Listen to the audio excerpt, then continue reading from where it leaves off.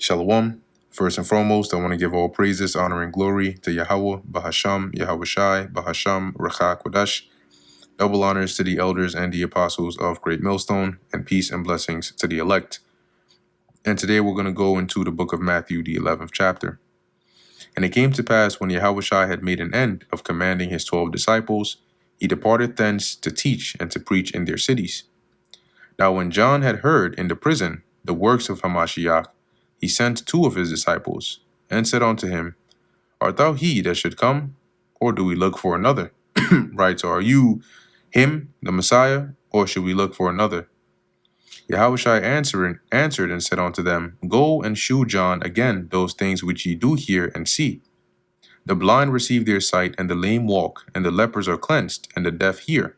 The dead are raised up, and the poor have the gospel preached to them. And blessed is he whosoever shall not be offended in me.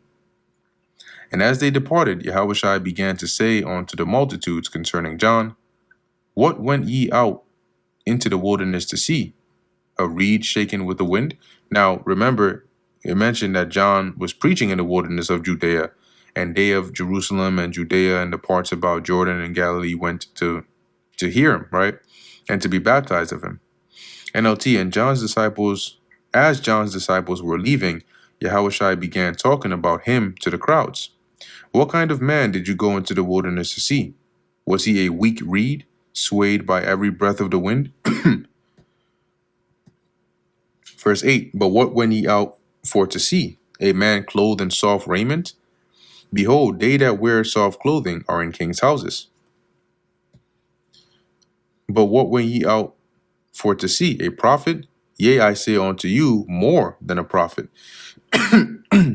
For this is he of whom it is written, Behold, I send my messenger before thy face, which shall prepare thy way before thee. And that was that messenger was Elijah. Okay, at least that's what is written in the book of Malachi. So that's what John did, right? To prepare the way before Yahushua, as laying out that red carpet for him.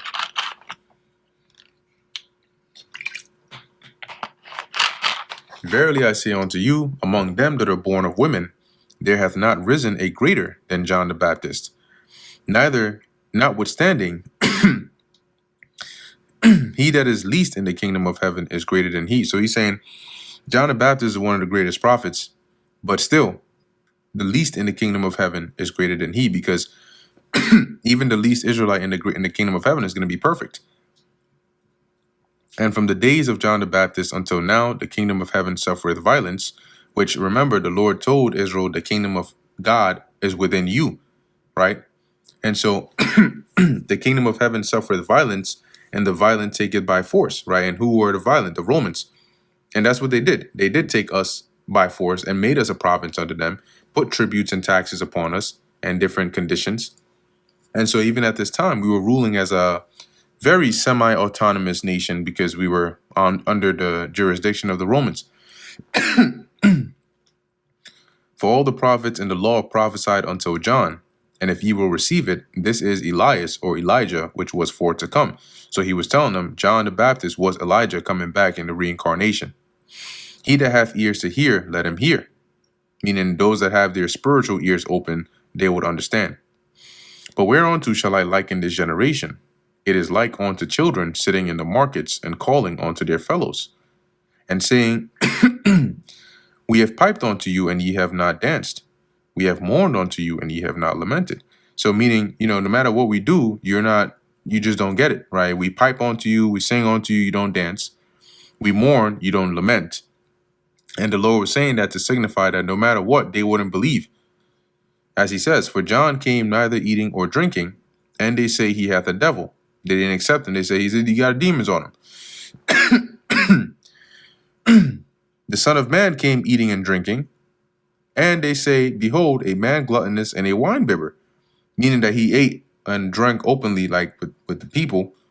And they said, No, he's gluttonous, he's a winebibber, a friend of publicans and sinners.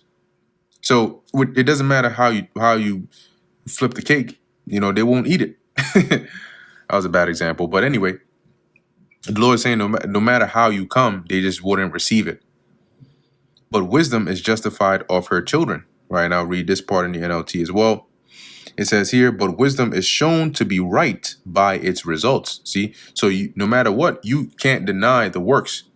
That proves the truth of the matter, right? That proves that wisdom by the actions, by the works that have come forth of it. Then began he to upbraid the cities wherein most of his mighty works were done, because they repented not. Woe unto thee, Chorazin! Woe unto thee, Bethsaida! For if the mighty works which were done in you had been done in Tyre and Zidon, they would have repented long ago in sackcloth and ashes, right? And Tyre and Zidon predominantly was a city with heathens in it, right? But he's saying here, they, even them, if they had seen the miracles that were done in you, in your towns, in your cities, they would have repented. But I say unto you, it shall be more tolerable for Tyre and Zidon in the day of judgment than for you. So they will be better off in judgment than you. That's how bad you're going to get it for not believing. And thou, Capernaum, which are exalted unto heaven, right? So they were in that lofty state, right? They had, it was a good, well-off city, shall be brought down to hell, right? Which is a destructive state, a low state.